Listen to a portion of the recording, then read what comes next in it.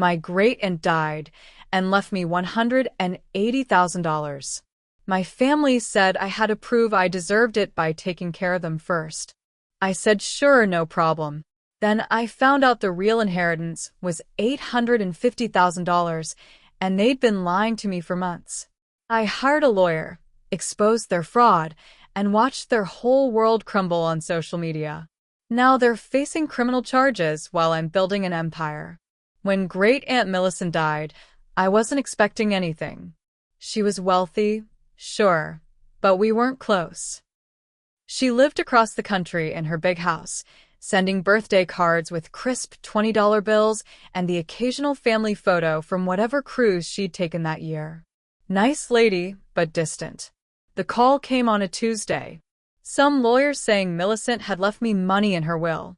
A lot of money. $180,000. But there was a condition. The will stated the inheritance would go to the family member who proves most deserving through care and sacrifice for the family unit. I had 6 months to prove my worthiness. I thought it was weird, but rich people do weird things with their money. I didn't argue. What I didn't expect was how fast my family's attitude changed. Within hours of me telling them about the will, my phone was buzzing nonstop. My mom Rita was suddenly concerned about my well-being. My sister Brooke was texting heart emojis. Even my brother Tyler, who hadn't returned my calls in 6 months, was asking if I wanted to grab dinner. They created a group chat called Millicent's Angels and started planning memorial activities. A charity walk in her honor, a family photo shoot for the obituary, a memorial dinner at the fancy steakhouse downtown. All things that would cost money. My money. Cass, you should handle the arrangements, my mom said during our first family meeting. You're so good with this stuff and the will and everything. I should have seen it then. But I was caught up in the idea of having a real family for once. People who wanted to spend time with me, who valued my opinion, who included me in their plans. I'd been running my digital marketing consultancy alone for 3 years. It was successful enough, but lonely. The idea of belonging somewhere felt good. So I paid $800 for the charity walk registration and t-shirts. $1,200 for professional family photos. $600 for the memorial dinner. It felt like an investment in our relationship, and technically I'd get it all back when the inheritance came through. But then things got weird. I started noticing my family posting about me on social media. Brooke, who had about 50,000 Instagram followers from her lifestyle content, posted a story about her generous sister who's always been there for the family. My mom shared a Facebook post about how blessed she was to have a daughter who puts family first, even when it's expensive. The posts made me uncomfortable, but I didn't say anything. They were grieving. They were proud of me. It was fine. Then came the emergencies. My mom called crying. She needed $8,000 for medical bills. Some procedure her insurance wouldn't cover.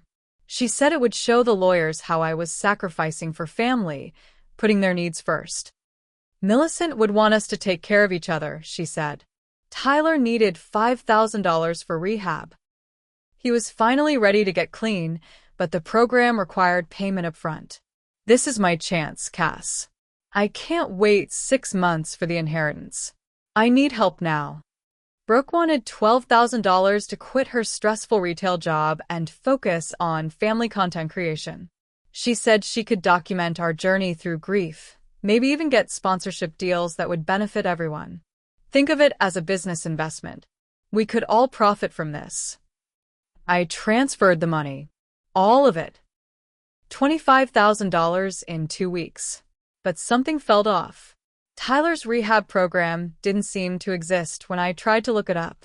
Brooke quit her job, but was still posting from expensive restaurants and shopping trips. My mom's medical emergency didn't stop her from booking a spa weekend with her friends. Then the social media posts shifted. Brooke started making TikToks about toxic family members who hoard wealth while their loved ones struggle. She never mentioned me by name, but she'd show screenshots of her bank balance, then panned to photos of our family, shaking her head sadly. My mom posted on Facebook about how some people think money changes you, but family is forever. The comments were full of people agreeing, saying how terrible it was when family members got greedy. Tyler, who rarely posted anything, suddenly shared a long status about addiction recovery and how the people who should support you most sometimes turn their backs when you need them. I realized they were building a narrative online, making me look like the villain before I'd even done anything wrong. That's when I decided to do some research. I called the law office that had contacted me about the will. The receptionist said there was no lawyer by that name at their firm. I called the Bar Association. No record of him anywhere. I drove to Great Aunt Millicent's house, which should have been empty pending estate settlement. But the neighbor, Mrs. Chun, was watering the garden. "Oh, you must be Cassandra," she said. "Millicent talked about you all the time. She was so proud of your business." I asked her about the will, the lawyer, the 6-month waiting period. Mrs. Chun looked confused. "Honey, Millicent settled her estate months ago. She left everything to you directly. Said you were the only one who never asked her for money." My blood went cold. Mrs. Chin invited me inside and showed me a letter Millicent had left with her, just in case. It explained everything. My family had been pressuring Millicent for money for years. Rita had asked for loans. Brooke had pitched her on investing in her influencer career. Tyler had called her drunk multiple times, asking for cash. But the real kicker was the amount. The inheritance wasn't $180,000. It was $850,000. Millicent had left a detailed note. "I've watched your family manipulate and use you for years, Cassandra. They don't know the real amount because I knew they'd find a way to take it from you. The fake will was their idea. Rita's cousin Steve is pretending to be a lawyer. They think they're smart, but I've been documenting everything. This money isn't just an inheritance, it's your freedom fund." I sat in Millicent's kitchen reading her words, and something inside me shifted. All those years of feeling like I wasn't good enough for my family, like I had to earn their love by paying for things. All the times they'd made me feel guilty for being successful when they were struggling. It had all been manipulation. I went home and started documenting everything. Screenshots of their social media posts. Bank records of the money I'd transferred. Text messages where they'd pressured me for cash. I hired a reputation management company to monitor what they were saying about me online. Then I hired a real lawyer, Jackson Chun, Mrs. Chen's son, who specialized in estate fraud. "This is actually criminal," he told me after reviewing everything. "Identity theft, fraud, conspiracy. They could face serious charges." But I wanted to do more than just prosecute them. I wanted them to face the same kind of public humiliation they'd been trying to put me through. I started my own social media account. Not for business, just for this. I posted the truth. The fake lawyer. The lies about the inheritance amount. The way they'd been manipulating me for years. "My family created a fake will to steal my inheritance," I wrote. "Here's the proof." I posted screenshots of everything. The fake lawyer's contact information that led nowhere. Bank records showing the money I'd given them. Their social media posts painting me as selfish while they were literally committing fraud. The response was immediate and overwhelming. People started sharing my story, commenting with their own experiences of family financial abuse. Brooke's followers began to turn on her as the truth came out. "Wait, you've been calling your sister toxic while scamming her out of hundreds of thousands of dollars?" One comment read, "This is literally fraud. How are you not in jail?" Brooke tried to control the damage by posting a tearful video about misunderstandings and family drama, but it was too late. Her follower count started dropping. Sponsors began canceling partnerships. My mom posted angry rants about ungrateful children and private family matters, but people who had known Millicent started commenting with their own stories about my family's behavior over the years. Tyler tried to claim he had known about the fraud, that he'd just asked for help with his addiction. But someone found photos of him at a casino the same week he was supposed to be in rehab. The fake lawyer, Steve, deleted all his social media accounts when people started posting screenshots of his fake credentials. Then things escalated. They broke into my apartment building, somehow got past security, and tried to get into my unit. The cameras caught my dad, Frank, and Tyler in the hallway at 2 a.m. trying to use some kind of key card on my door. Building security called the police. I pressed charges. My mom called me screaming, "How can you do this to your own family? We raised you, we loved you, and this is how you repay us." "By not letting you steal from me?" I asked. "It's not stealing, it's family. That money should be shared." "The money you lied about? The inheritance you tried to steal by committing fraud?" She hung up. The next day, Jackson Chin called with an update. The police had arrested Steve for impersonating a lawyer and fraud. Rita and Frank were being charged as co-conspirators. Brooke and Tyler were under investigation. But more importantly, Jackson had a proposition. "My firm handles a lot of estate work," he said. "We see families tear each other apart over money all the time. What you've been through, what you've documented, it could help a lot of people." He proposed a partnership. Using part of Millicent's inheritance to start a legal fund for people escaping financial abuse from family members. People who needed lawyers but couldn't afford them. People whose families had stolen their identities, drained their accounts, ruined their credit. "You're great and was smart," he said. She left detailed notes about why she chose you. She said you were the only one who understood that family isn't supposed to cost you everything. I said yes immediately. Within 6 months, we'd launched the Millicent Foundation. We helped 43 people in our first year. People whose parents had stolen their social security numbers. Adult children whose families had emptied their college funds. People whose siblings had taken out loans in their names. My story went viral again when we announced the foundation. Articles in Forbes, interviews on podcasts. The narrative flipped completely from my family's version where I was the greedy one to the truth where I was someone who'd turned their trauma into help for others.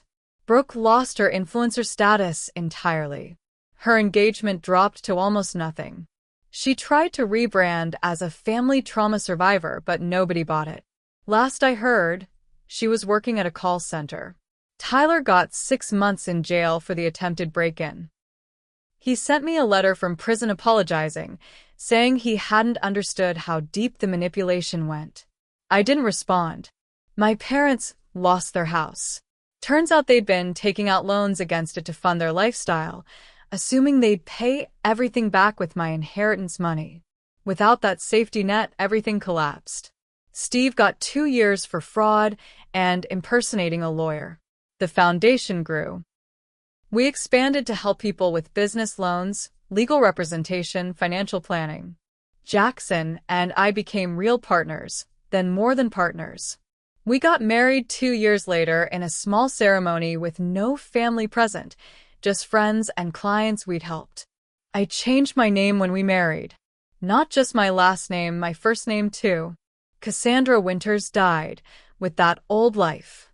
Now I'm Cameron Chun, co-founder of the Millicent Foundation, author of The Family Fraud. Recognizing financial abuse from people who should love you. Sometimes I get messages from people who knew my family. Updates on their lives, usually bad news. Rita works at a grocery store now. Frank drives for a delivery company. Tyler got out of jail, but relapsed within a month. Brooke tried to contact me once through the foundation's website. She said she wanted to apologize, to explain her side of things. I deleted the message without reading it fully. I don't feel guilty about that anymore. I used to think family meant forgiveness, no matter what. That blood relations came with unconditional obligations. But Millicent taught me something different in her final letter. Real family doesn't ask you to prove your love by emptying your bank account, she wrote. Real family doesn't lie to you about your own inheritance. Real family doesn't try to steal your future to fund their present. The Millicent Foundation has helped over 300 people now. We've recovered more than $2 million in stolen assets. We've prosecuted dozens of family financial abuse cases. We've given people the tools and resources to build lives free from the people who were supposed to protect them. And me? I sleep well at night in my beautiful house, next to my husband who's never asked me for a dollar, surrounded by the family we've chosen, the people who celebrate my success instead of trying to steal it. The inheritance Millicent left me wasn't just money. It was permission to choose peace over people, boundaries over blood, and my own future over their version of family loyalty. Some people think cutting off your family is extreme, that there must be another way, some middle ground where everyone wins. But sometimes the only way to save yourself is to leave completely. Sometimes the people who say they love you are the ones trying to destroy you. And sometimes, if you're lucky, a great aunt you barely knew sees what you can't see yet and leaves you more than money. She leaves you proof that you deserve better and the resources to build it. If you're reading this and it sounds familiar, maybe it's time to check if the lawyer is real. Maybe it's time to ask why family love always seems to cost you everything. Maybe it's time to choose yourself. You're allowed to do that, even if they call you selfish, even if they say you've changed, even if they're right about both things, especially then.